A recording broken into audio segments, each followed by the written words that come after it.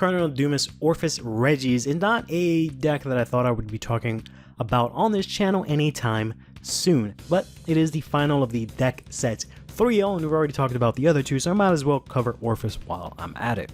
We actually got an upgraded form for Orfist in the Cardinal Orfist Masques from set 12 here, and it is actually a very strong deck, seeing a lot of play in the Japanese format when it was released, and it's looking like it's going to possibly dominate the English format with the possible absence of Bastion Accord.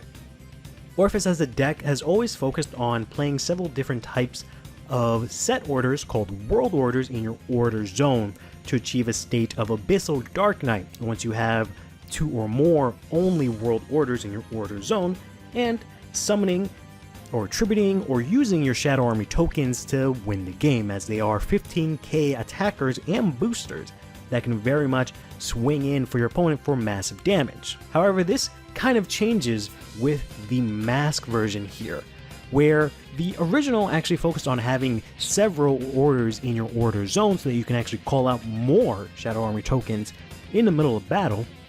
The mask version actually instead puts these orders into your drop to call out tokens and give itself an additional drive that turn.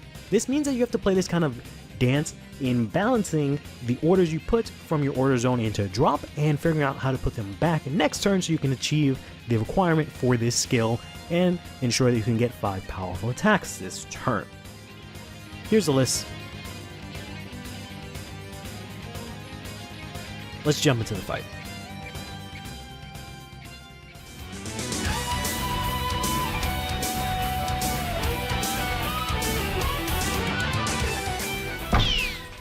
So for the ride deck, we're going to be actually playing here the Aura Battle Princess Ruby Red. You can play any starter you'd like. I just play this because I managed to get 2 of it from the Festival Collection, the very first Festival Collection for D-Series, and I've just had it in this Orfist deck since back then. In the grade 1 spot, you really want to play the Cardinal Rutis here, who has a skill when it's placed on Vanguard Circle. You just search your deck for up to 1 world order, shuffle your deck, and then add that world order to your hand. So this very easily allows you to get out a world order into your hand. Originally, what you would really do is play, I believe, the Eclipse Moonlight in order to get a Shadow Army token and attack your opponent, similar to what you would do in the Garidia World version of the deck as well. But now you have a couple of different options that you can choose from, because it's not so much about trying to play your orders anymore from hand, it's actually about playing them from drop, since we have so many ways to do that. In the grade 2 spot, I actually have the Combine Rusher. You can very easily swap this out for the Cardinal Cubicia, which I think is probably the safer play. I just have the Combine Rusher here just because I like Combine Rusher. I really don't have any good reason for it. It sometimes comes up, you know, but more often than not, you're actually playing orders from drop than you are from hand. Combine Rusher has a skill where if it's in drop and you play a set order from your hand, you can counterblast one to call it out. And when it attacks a grade 3 or greater, if you have 2 order zones or more, 2 set orders or more in your order zone, he gets plus 10k, so he's a nice beater. So he's a very easy card you can bring out and overcall with your tokens. The Cubicia doesn't really do much in terms of being your second Vanguard. It just gets 5k when you play a set order, so you can really choose whichever one you want. Typically, you'll end up soul blasting this out and have it in, in the drop whenever you need it throughout the game. If you don't use it, that's fine. If you do, it's there, but the Cubicia is there if you want that extra grade 2 pressure. And then on grade 3 in the right deck slot, we of course have the Cardinal Orfist Masques. So this has a skill where when it's placed on Vanguard, you choose 1 card from your hand or drop, put it into your order zone. Then, when this unit attacks, if your world is Abyssal Dark Knight, so you have to have at least 2 world orders specifically, and only world orders in your order zone, then you can counterblast 1, discard a card from your hand, and for every 2 world orders, you can call 1 Shadow Army token, and this unit gets 5k. If you have 4, you get to call out 2 Shadow Army tokens and it gets 10k. So, one important thing to note with the orders is that they all have a cost to be played, right? They say to play this with Soul Blast 1, but if you take an order and don't play it by normal means, like just use a card that says put it in the order zone, you don't pay the cost because you're not playing it, you're like setting it. Since you're not playing it, you don't pay the cost, but they have another skill that says when it's put into the order zone, you draw a card. So another way to think about it is, you as a player, to be able to put this card in your order zone, you have to Soul Blast 1. This guy, he doesn't have to do that. He bypasses that and just puts it in the order zone. And then the order says that when it's put in the order zone, that's when you draw, right? So that's something smart that you should keep in mind, especially when we play this deck that is extremely resource heavy and reliant. You want to try and, as much as possible, not pay any of these costs. For the grade 3s, it's actually pretty simple. We here are playing just one copy of the Orfist Masques in the main deck. You can swap this out for any card if you'd like. I play an additional copy because the skill of the Orfist Masques is actually pretty good. There are some times when you just don't see the mask of Hydrogroom, so you can't actually go into the Orfist. Maybe sometimes you can Persona right into this, get 2 orders. It's not that bad to have. You can discard it for discard fodder and then again be able to use the skill of the Orfist Masques. But if you'd like, you can very easily swap this out for something else. Since you already have so many cards that don't have shield, adding another one is not great, and also doesn't have like a rearguard skill. But then of course we're playing 4 copies of the Cardinal Moore's Orfist Masque here, who has a couple of skills. First, of course, you can only ride this over a grade 3 with Orfist in its card name. Then it says you can remove a card with Orfist in its different card name from your hand, soul, or drop to choose a world card from your drop and put into your order zone. So this works similar to the skill of the Regis, which says on place of Vanguard circle, choose one and play it. Same thing, same philosophy. Then the final skill here is when this unit attacks, you counterblast, put any number of world cards from your order zone into drop. So call up to Shadow Army tokens up to the cards you put into drop, and then if you called out 2 or more tokens, you can give this unit an extra drive, the Vanguard. You specifically have to call this on a rearguard circle with a unit, which is something that I unfortunately learned a little bit recently. So you can't just call this out to an open rearguard circle. That's not that big of a deal because you have cards that when they're called over, they actually get effects. So it's not the worst thing in the world. And in general, you kind of just want to attack and call over your units anyways. In general, this build is pretty simple. We're going to go through it somewhat quickly here. Here's the grade 2. This is the Polarex Dragon from the deck set. Probably the most important card for this deck. It says, when this is placed on rear, if your Vanguard is Orfist, you can Soul Blast 1, or it is an Orfist. So you can play this with any Orfist. Soul Blast 1, choose a world from your drop that has a different card name from one that's in your order zone and put it into the order zone. So basically, if you have yourself this here, the Howling Moonlight, you cannot select another Howling Moonlight from your drop, but you can, for example, select an Overcoming Eternity and put that into your order zone. So you have to play orders that have different names, and you kind of have to like be smart about what you target with this, what you discard, what you drop from Orfist Masques skill, so that next turn you can easily put that back because, you know, it has a different name, and then use the order of your skills in the right way to make sure that this can go off. Then it has another skill that says when this is put from drop, from either rearguard circle or from hand during the battle phase, if you have world order essentially in your order zone, you can draw a card. So that's why it's not that big of a deal if you overcall this with the Orfist Masques skill, because of the fact that you draw a card. Then we have here 4 copies of the Dragon Tree Rent Cyber Q-Tail. Q-Tail is the card that just says Counterblast 1, Soul Blast 1, choose a Rearguard Wild Dragon Tree marker, put a marker on it, and search your deck for the Mask of Hydrogroom. We're playing 4 of this because we kind of need to see the Mask of Hydrogroom. We don't want to play a lot of copies of the Mask of Hydrogroom. So this is the best way to do it. You can maybe do 3 of these and play 4 of the grade 1 that I'm going to show. It's kind of up to you, however you feel like. But ideally, you don't even want to play this at all. You just want to have the Mask of Hydrogroom, use it once, and you'll be good to go. You don't really care about the markers. You don't really care about the deck thinning or anything like that. But you just want to be able to go into your Orfist Masques. For the grade 1s, we have 3 of the Cardinal Principal all parts. Here, this is actually from set 12. This has 2 really nifty skills. When it's placed on rear, if you have Vanguard with Orfist, you can Counterblast 1, search your deck for up to 1 word order, put it in your drop. So this allows you to set up for all your other skills that require you to have order in your drop zone, because more often than not, even though you play a lot of orders, which we'll get to next, you maybe don't have any. So this definitely helps out get them out from your deck. Then it has a skill when this is retired from Rearguard Circle. If your Vanguard is specifically Orfist Masques, you can then call a Shadow Army token. So what this lets you do is you can, like, for example, play this in, let's say, a Cyber Q-Till here, and boost here.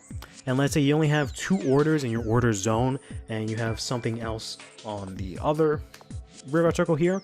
What you can do very easily is, you know, you attack that way, attack with your Vanguard, put the 2 orders into a drop. You can very easily overcall here and here to get your Shadow Army tokens, like this. And then the skill of the Opart activates, that gives you another Shadow Army token. You can very easily get a full column like that. So it's a very neat and nifty card. It's a shame that it's locked to the Orfist Masques specifically. Otherwise, the regular Orfist probably maybe even see some play.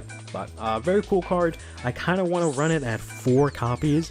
To be honest, I might end up cutting one of the Cyber Q-Tills, but we'll see. We'll go over the orders next because there's quite a lot of them, so I should probably go over them in their own section rather than splitting them up by grades. So we have here the Mask of Hydroom, which has 2 skills. You can play this from your hand, and then look at the top 5 cards of your deck, choose a card that has Dragon Tree or Mask in its card name, put it to your hand. However, the more important skill really is the second skill, that says at any point in your drop zone, in your main phase, if you have a Vanguard that does not have a Mask and it is grade 3, does not have Mask in its card name, you can reveal a Mask from your hand in its card name and ride it as stand. Then, if your opponent's Vanguard is grade 3 or greater, you activate Persona Ride if you haven't this turn.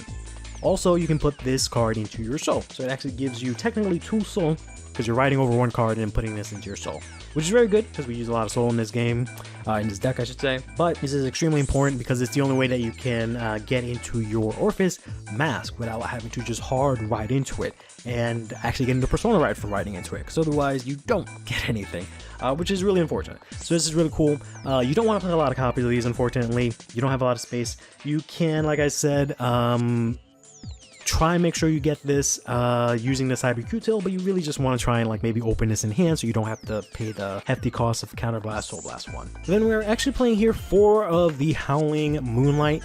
This just says when it's played, you Soul Blast, draw 1.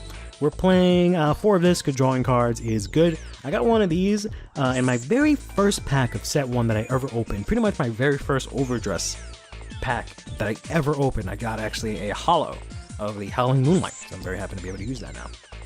I personally only play 1 copy of the Eclipse Moonlight. Some people might play 2 of this, 2 of the Howling Moonlight, or however you really want to do this. The Eclipse Moonlight isn't as important. It's pretty good, but the fact that it's Counterblast 1 just to get a token isn't as good right now. We have a lot easier ways to get tokens, so this isn't as great, but you can definitely play more copies of this. I personally only like this at 1. I was originally playing it at 2, and then I decided to instead add an extra copy of the Overcoming Eternity. So this says Soul Blast 2, and then you can, whenever a Shadow Army token is played, it gets 5k. So if we have 2 of them, it gets plus 10k. Ideally, what you want to do is get your other orders into the order zone and try and keep this there as your 1 order that stays, so that you can then give your Shadow Army tokens that get played out a huge boost, because they'll actually be 30k by themselves on their Persona Ride, because they'll get plus 5 and plus 10 from Persona. So they'll be pretty big on their own, but you can also have boosters and whatnot. But, you know, sometimes you have to put this into drop, which is fine, which is why I'm playing an extra copy, just so it's not that much of a burden and I always see it. The last one we're playing here is actually going to be the In the Darkness Nobody Knows. This says Soul Blast 1. More importantly, when it's put in the order zone, choose a front row and retire it. The reason we're playing this is for the Polarix Dragon that requires you to have a different card name in your drop to be able to, or sorry, in your order zone to play a card from your drop. So we're playing all of the world orders that exist at different variations, just so that we can make sure that skill always goes off. For PGs here, we have the usual, we have 3 of the good PG and 1 of the Elementaria. PGs, when you guard with them, you choose a unit that doesn't get hit for an attack at the cost of discarding a card, but if you have 1 or less cards in your hand with this one specifically, you don't have to discard.